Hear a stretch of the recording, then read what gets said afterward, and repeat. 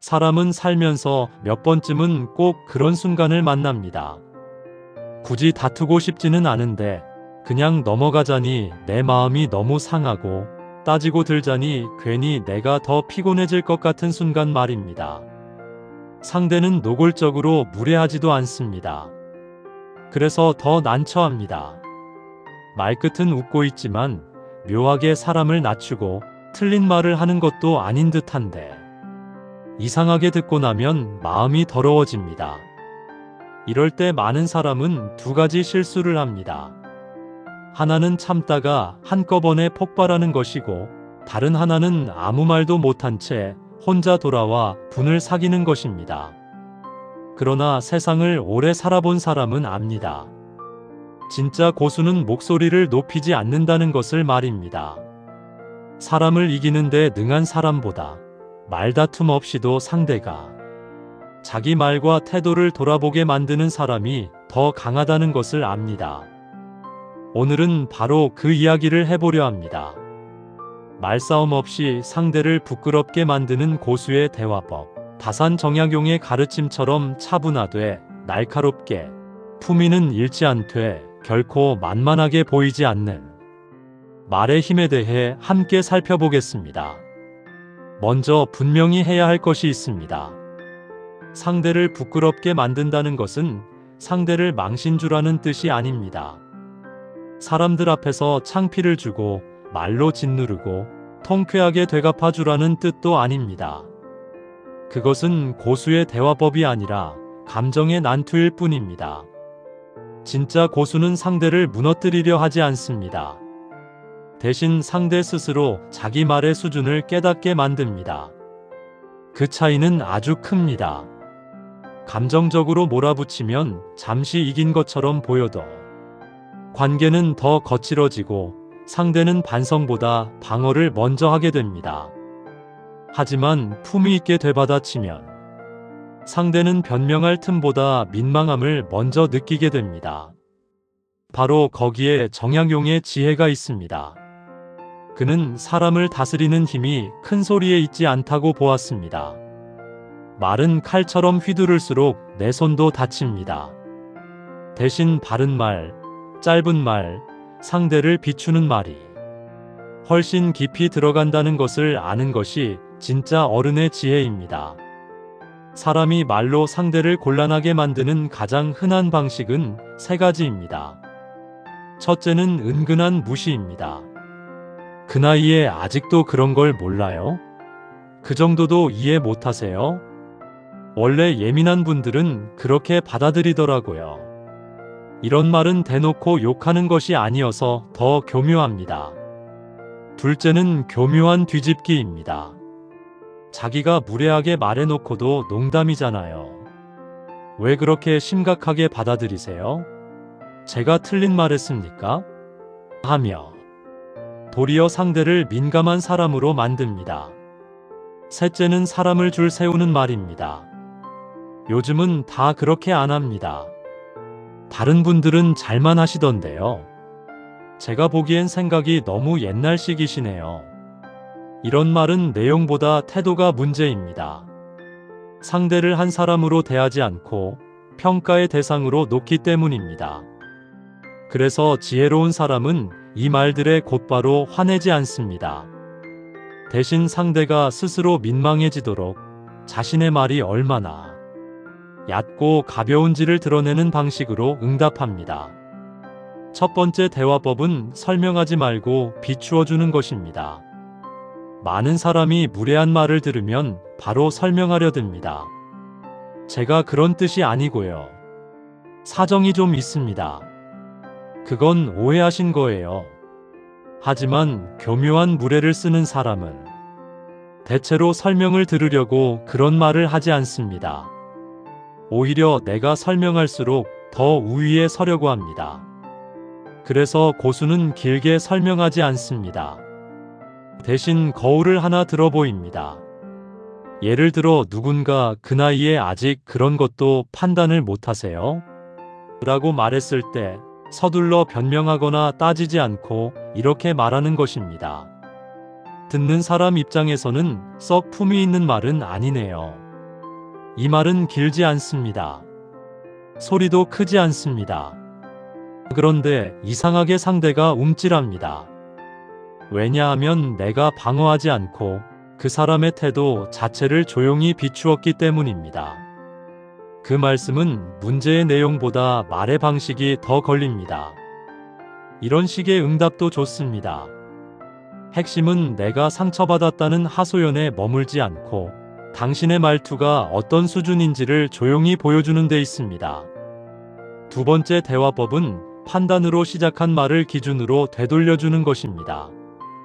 무례한 사람은 흔히 자기 말이 객관적이라고 믿습니다. 틀린 말은 아니잖아요. 팩트만 말한 겁니다. 좋으라고 하는 소리예요. 이럴 때 정면으로 감정 싸움을 하면 상대는 더 자신만만해집니다. 그러니 고수는 기준을 묻습니다. 좋은 뜻이라도 그런 방식으로 말하는 게 과연 옳은지는 생각해 볼 문제겠네요. 맞는 말과 옳은 말은 다를 때가 있지요. 사실을 말하는 것과 사람을 깎아내리는 것은 같은 일이 아닙니다. 이런 말은 길지 않지만 상대를 생각하게 만듭니다. 그 사람은 순간 선택해야 합니다. 나는 사실을 말한 것인가? 아니면 우월감을 즐긴 것인가? 나는 조언을 한 것인가? 아니면 사람을 눌렀는가? 바로 이 질문 앞에서 사람은 부끄러워집니다. 정약용은 말의 옳고 그름보다 말의 뜻과 덕을 중요하게 보았습니다. 말이 사실이라는 이유만으로 의롭지는 않다는 것입니다. 이 지점을 짚어주는 것이 고수의 응답입니다. 세 번째 대화법은 감정을 키우지 않고 경계를 세우는 것입니다. 상대를 부끄럽게 만드는 가장 강한 방식은 사실 분노가 아니라 절제입니다. 사람이 기대하는 반응이 오지 않을 때 오히려 당황하기 때문입니다. 무례한 사람은 대개 두 가지를 기대합니다. 하나는 내가 발끈하는 것이고 다른 하나는 내가 주눅드는 것입니다. 그런데 내가 둘 다 보여주지 않으면 상대는 갑자기 자기 말이 허공에 뜬 것을 느낍니다. 예를 들어 누군가 왜 이렇게 예민하세요?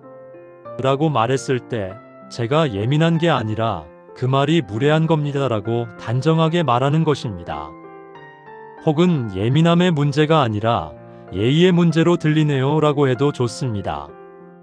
이런 말은 싸움을 키우지 않으면서도 선을 분명히 긋습니다. 상대는 더 밀고 들어오기가 애매해집니다. 왜냐하면 내가 감정에 끌려가지 않고 그 대화의 기준을 이미 다시 세워버렸기 때문입니다. 네 번째 대화법은 질문으로 상대의 수준을 드러내는 것입니다. 질문은 공격처럼 보이지 않으면서도 생각보다 강한 힘을 가집니다.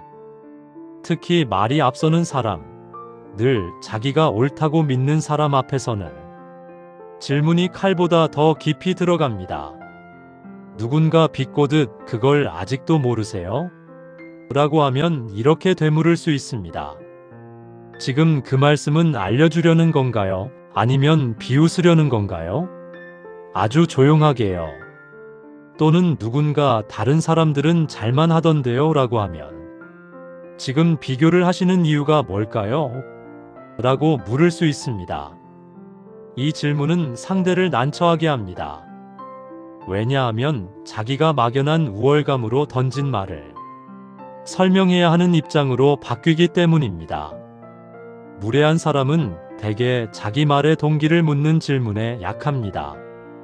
자기는 그냥 말했을 뿐인데 왜 그런 말을 했는지 설명하라고 하면 갑자기 말의 기세가 꺾입니다.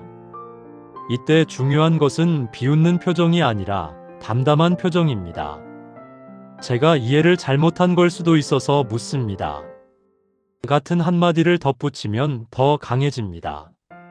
상대는 더 이상 큰 소리를 내기 어려워집니다. 다섯 번째 대화법은 내 가치를 내가 정리해두는 것입니다. 이 말이 왜 중요하냐면 말로 사람을 흔드는 이들은 결국 내 안의 불안을 건드리기 때문입니다. 내가 나를 확신하지 못하는 부분을 찌르면 사람은 쉽게 흔들립니다. 나이가, 형편이, 외모가, 자식이, 경제력이, 직업이, 배움이, 건강이 흔들리면 그 말에 바로 반응하게 됩니다. 그러니 고수의 대화법은 입에서만 나오는 것이 아니라 이미 마음속에서 준비되어 있어야 합니다. 나는 저 사람의 평가로 줄어들지 않는다는 감각, 나는 저 말 때문에 내 가치가 바뀌는 사람이 아니라는 중심이 있어야 합니다. 정약용이 말하는 수양이 바로 이런 것입니다. 사람을 이기는 기술이 아니라 흔들리지 않는 중심을 기르는 것 말입니다. 내가 이미 내 기준으로 서 있으면 상대의 말은, 상처는 줄 수 있어도 방향까지 바꾸지는 못합니다. 그래서 고수는 평소에 자기 마음을 단련합니다. 말 몇 마디 준비하는 것보다 훨씬 중요합니다. 6번째로 기억해야 할 것은 때로는 말하지 않는 것이 가장 큰 응답이라는 점입니다. 사람들은 대화법이라고 하면 무조건 멋있는 한마디를 떠올립니다. 하지만 진짜 고수는 모든 말에 답하지 않습니다. 상대의 수준이 너무 낮고 대화의 목적이 애초에 소통이 아니라 깎아내림이라면 가장 지혜로운 태도는 짧게 끝내고 물러나는 것입니다. 이 대화는 여기까지 하겠습니다. 더 이야기할 필요는 없겠네요. 그 정도 수준의 말엔 답하지 않겠습니다. 이런 말은 단호하지만 소란스럽지 않습니다. 그리고 때로는 이것이 가장 큰 부끄러움을 줍니다. 상대는 내가 화내며 매달릴 줄 알았는데 오히려 내 말 몇 마디로 대화에서 제외된 사람이 된 것입니다.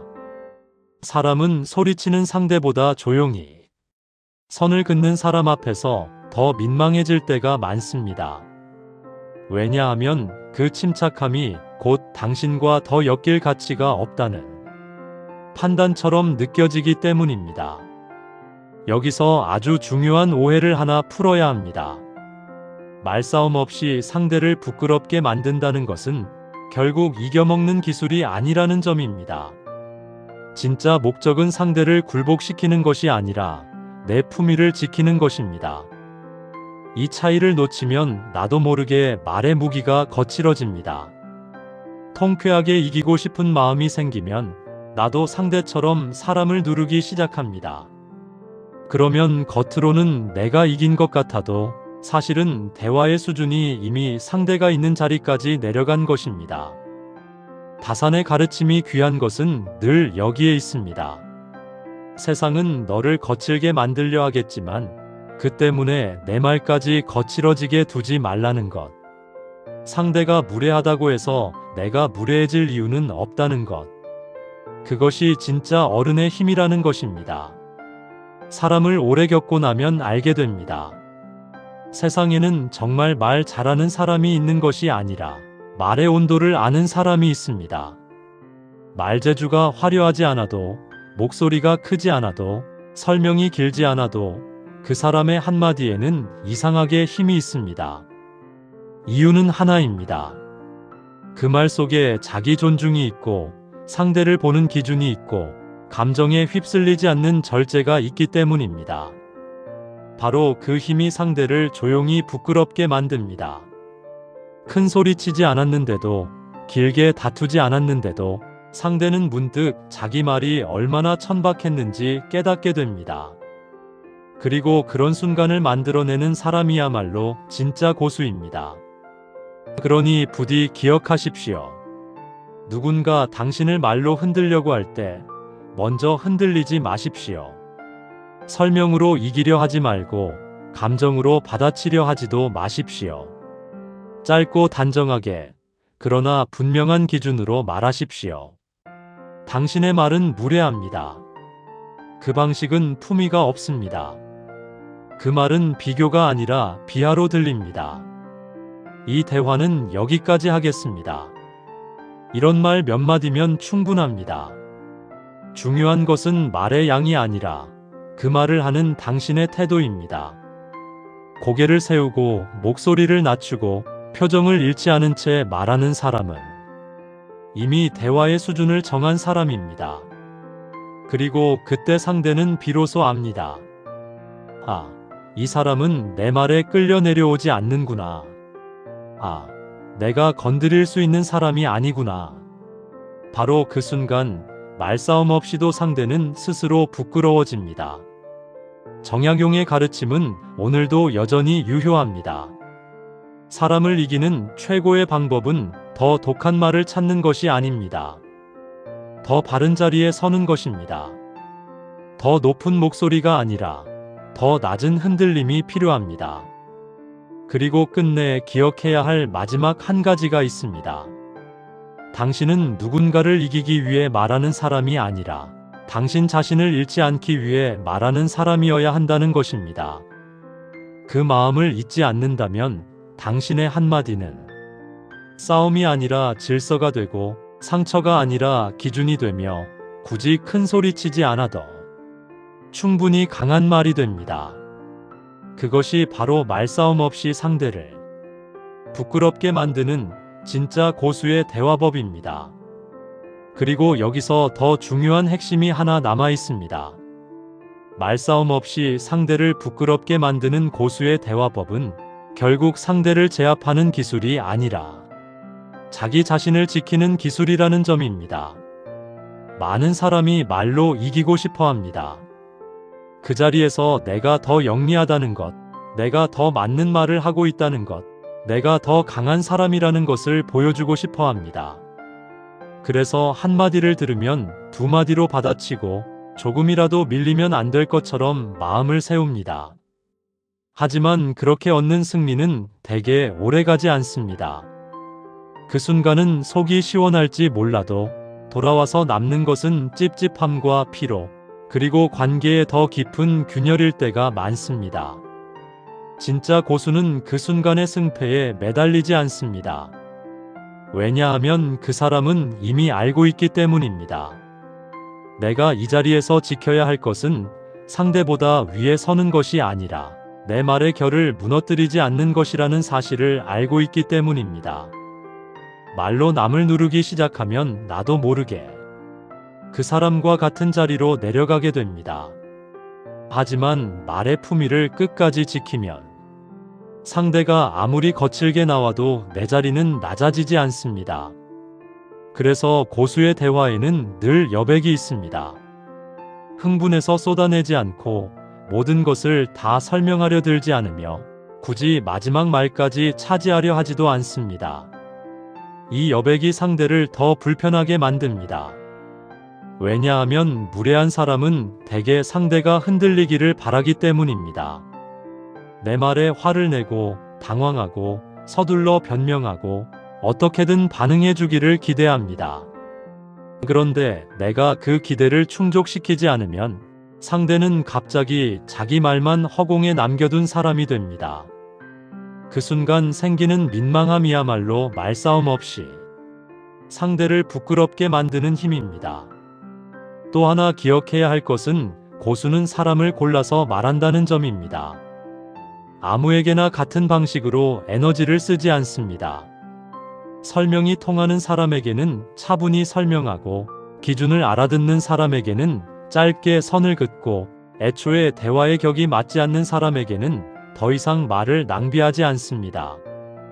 이 분별이 없으면 사람은 자꾸만 대화로 해결되지 않을 문제를 말로 붙들고 있게 됩니다. 그리고 그렇게 낭비된 말은 결국 내 마음의 기운까지 함께 빼앗아갑니다. 정약용이 오늘 우리에게 말해준다면 아마 이런 뜻일 것입니다. 사람을 만날 때 무조건 참으라는 것도 아니고 무조건 이기라는 것도 아니다. 다만 누구 앞에서 어느 정도까지 말을 쓸 것인지 아는 것이 지혜라는 뜻일 것입니다. 말은 많이 할수록 강해지는 것이 아니라 정확한 순간에 정확한 만큼만 쓸 줄 알 때 비로소 힘을 가집니다. 생각해보면 우리는 살아가면서 정말 많은 말을 듣고 또 정말 많은 말을 합니다. 그중 어떤 말은 하루 만에 잊히고 어떤 말은 몇 년이 지나도 가슴에 남습니다. 이 차이는 말이 길었기 때문이 아니고 말이 컸기 때문도 아닙니다. 대개는 그 말이 그 사람의 수준을 드러냈기 때문입니다. 무례한 말은 그 사람의 바닥을 보여주고 단정한 말은 그 사람의 품위를 보여줍니다.